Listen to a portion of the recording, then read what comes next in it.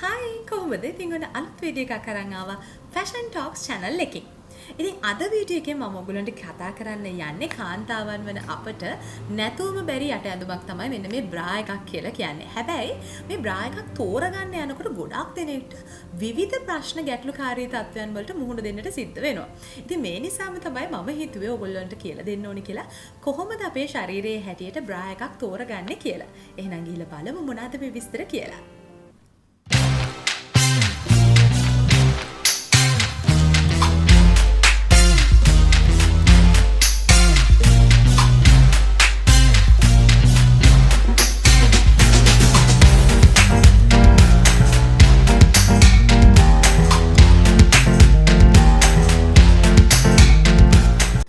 වෙළඳපළට ගියාම බ්‍රාස් වර්ග නම් ගොඩාක් තියෙනවා වෙළඳපළේ.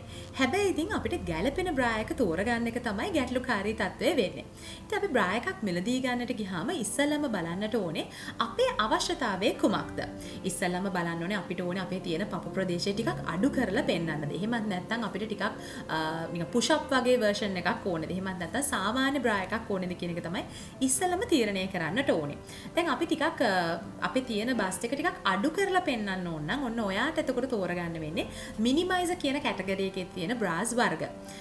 ඒ වගේම ඔයාට ටිකක් පපුව ටිකක් පිරිපුන් කරලා පෙන්වන්නට අවශ්‍ය නම් ඔයාට පුළුවන් පුෂ් අප් බ්‍රා ටයිප් එකක් තෝරගන්නට. එහෙමත් නැත්නම් ඔයාට පුළුවන් සාමාන්‍ය පැඩඩ් බ්‍රා එකක් උනත් තෝරගන්න. ඉතින් මේ දේ තීරණය වෙන්නේ තමන්ගේ පර්සනල් choice එක මත.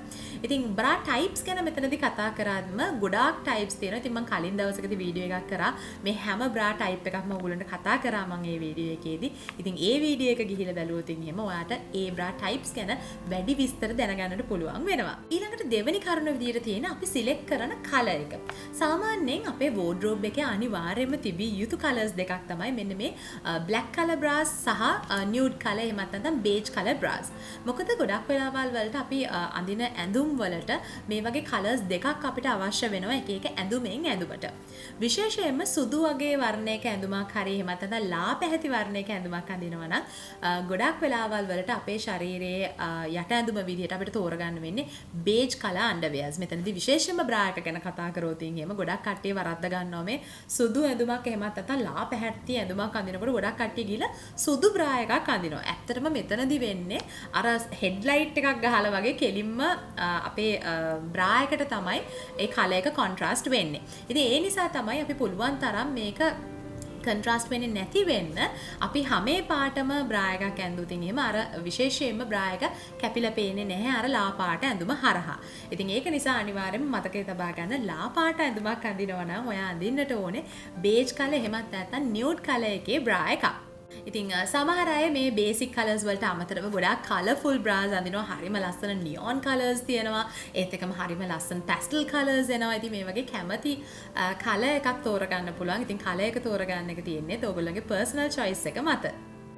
ඊළඟට ඔයගොල්ලෝ අනිවාර්යයෙන්ම බලන්නේ සයිස් එක. මේක තමයි ගොඩාක් දෙනෙක්ට තියෙන ලොකුම ප්‍රශ්නේ කොහොමද Tamanට ගැලපෙන බ්‍රා සයිස් එක බලන්නේ කියලා.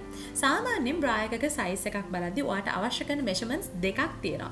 පළවෙනි එක ඇවිල්ලා ඔයගොල්ලන්ට අවශ්‍ය වෙනවා ඔයගොල්ලෝගේ බෑන්ඩ් විඩ්ත් එක. එහෙමත් නැත්නම් ඔයගේ බෑන්ඩ් සයිස් එක. සාමාන්‍යයෙන් බෑන්ඩ් සයිස් එකක් බලන්නේ ඔයගොල්ලන්ට පුළුවන් මෙන්න මේ රූප රාමුවෙන් දිස්වෙන විදිහට සාමාන්‍යයෙන් පපුවට යටින් ඔයාට ටේප් එකක් දාලා ඔයාගේ බෑන්ඩ් සයිස් එක බලා ගන්න පුළුවන් අඟල් වලින්. මේ කප් සයිස් එක බලන එක තමයි චුට්ටක් ට්‍රිකි දෙයක් වෙන්නේ. ඉතින් ඔයාට මේ සඳහා මෙෂර්මන්ට්ස් දෙකක් අවශ්‍ය වෙනවා. ඉස්සෙල්ලම පළවෙනියට ඕන වෙනවා ඔයාගේ පපුවේ තියෙන පිරිපුම්ම ස්ථානයේ මිනුම. එතන ඒ එන ගාන ඉන්චස් වලින් ගන්න.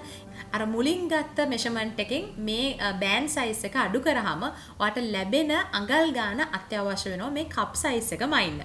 සාමාන්‍යයෙන් මේ වෙනස අඟල් 1ක් 3ක් අතර ප්‍රමාණය තියෙනවා නම් ඔයාට පුළුවන් සාමාන්‍ය බ්‍රා එකක් ගන්න. ඒ කියන්නේ බෑන්ඩ් සයිස් එකෙන් විතරක් එන බ්‍රාස් තියෙනවානේ.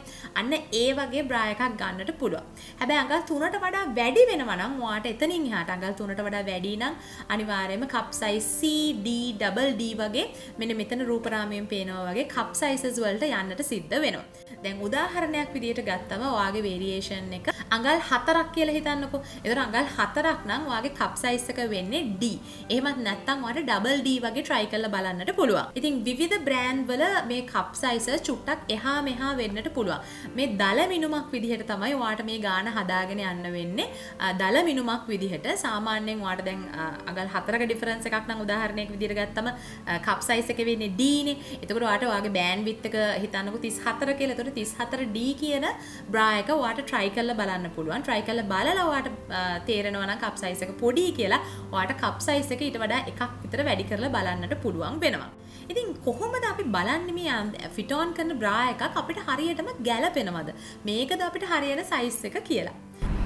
ඉස්සෙල්ලම බලමු බෑන් සයිස් එක වැරදුනහම කොහොමද වෙන්නේ කියලා. සාමාන්‍යයෙන් අපි හරි බෑන් සයිස් එකක් ගත්තොත් එහෙම පළවෙනි රූප රාමුවේ තියනවා වගේ මේක මේ වගේ එක ප්ලේස් එකක තියෙන්නට ඕනේ. හැබැයි ලූස් බෑන්ඩ් එකක් තිබ්බොත් එහෙම මෙන්න මේ වගේ බ්‍රා එක උඩ ගහන්න ගන්නවා.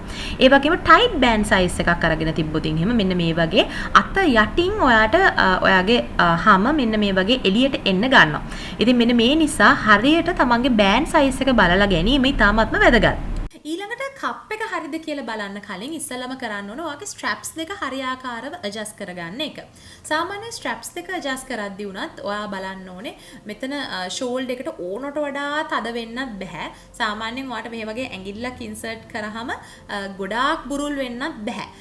ඒ වගේ කම්ෆර්ටබල් zone එකක තමයි ඔයාගේ ස්ට්‍රැප්ස් දෙක තියෙන්නට ඕනේ. මම දැකලා තියෙනවා සමහර ක්ලයන්ට්ස්ලා ෆේෂියල්ස් කරන්න එහෙම වෙනකොට ගොඩාක් මම දැකලා තියෙනවා ගොඩක් හෙවි බස්ට් එකක් තියෙනකොට මෙතන ස්ට්‍රැප් එක ගොඩ තද කරනවා.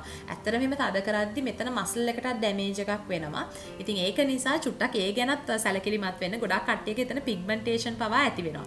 ඒක නිසා Tamanට ෆිට වෙන ප්‍රමාණයට බ්‍රා එකක් ගත්තත් එහෙම ඔයාට මේ වගේ අකර තැබ්බ වලට මූණ පාන්නට වෙන්නේ නැහැ. ඒ වගේම ස්ට්‍රැප්ස් දෙක හරියට ඇඩ්ජස්ට් කරගෙන තිබ්බත් ඒත් ඔයාට මේ වගේ ප්‍රශ්න වලට මූණ දෙන්නට වෙන්නේ නැහැ. ඊළඟට අපි කප් සයිස් එක හරිද කියලා බලන්නේ කොහොමද? සාමාන්‍යයෙන් අපිට බ්‍රා එකක් ඇඳලා පස්සේ මෙතන දෙපැත්තෙන් කිහිල්ල ප්‍රදේශයට වෙන්න කොටසක් එළියට පයින්නවා නම් එහෙමත් නැත්නම් මෙතන ඉස්සරහෙන් කොටසක් එළියට පයින්නවා නම් ඒ කියන්නේ ඔයාට කප් සයිස් එක මදි කියන එක. හරියටම පපු ප්‍රදේශයෙන් කවර් වෙන්න ඕනේ හරියට හරි බ්‍රා කප් එකක් නම් හරි සයිස් එකක් නම්. ඉතින් ඊටත් අමතරව ඔයාගේ කප් සයිස් එක ටිකක් ලොකු එකක්ද කියලා දැනගන්නට පුළුවන්. සාමාන්‍යයෙන් ඔයා බ්‍රා එක ඇඳලා පස්සේ මෙතන පපුවයි බ්‍රා එකේ කප් එකයි අතර යම් හිඩසක් තියෙනවා නම් ඒ කියන්නේ ඔයාට කප් සයිස් එකක් අඩුවෙන් ගන්නට පුළුවන් කියන එක. සාමාන්‍යයෙන් මම පුද්ගලිකව කරන දෙයක් තමයි බ්‍රා එකක් මම මෙලදී ගන්න ගියාම මම මගේ සයිස් එක දැනගෙන හිටියත් මම බ්‍රා එක ඇඳලා ෆිට ඔන් කරලා සාමාන්‍යයෙන් මෙහෙම දෙකට නැමිලා බලනවා බ්‍රා එක කම්ෆර්ටබලි තියෙනවද? හරියට පපුව ප්ලේස් වෙලා තියෙනවද? එහෙම නැත්නම් බස්ට් එක එළියට පයින්නවද කියලා. සාමාන්‍යයෙන් එළියට පයින්නවා නම් අපේ බ්‍රා සයිස් එක වැරදි. එතකොට අපි අනිවාර්යෙන් කප් සයිස් එක හරියට බලන්න ඕනේ. තව බෑන් සයිස් එක බලන්න ඕනේ. මේ දෙකම චුට්ටක් වෙනස් කරලා බලන්නට ඕනේ. ඉතින් මෙන්න මේ ගැනත් සැලකිලිමත් වෙන්න. මීටත් අමතරව තව දෙයක් ඇවිල්ලා ඔයගොල්ලෝ බ්‍රා එකක් පාවිච්චි කරනකොට ඉස්සලම පාවිච්චි කරන්න ඕනේ මොන හුක්ස් ටිකද? සාමාන්‍යයෙන් හුක්ස් 3ක් එනවනේ බ්‍රා එකක. ඉස්සලම පාවිච්චි කරන්න ඕනේ ලූස්ම හුක් එක. මොකද අපි කාලයක් මේ බ්‍රා එක හොදනකොට මේක කොහොමත් ලූස් වෙනවා.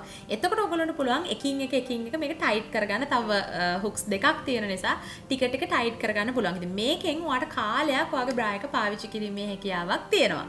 ඉතින් මම හිතනවා ඔන්න බ්‍රා එකක් මෙලදී ගද්දී ඔයගොල්ලෝගේ හිතේ තිබිච්ච ගැටලුකාරී තත්ත්වයන් මේ වීඩියෝ එක හරහා විසඳෙන්නට ඇති කියලා.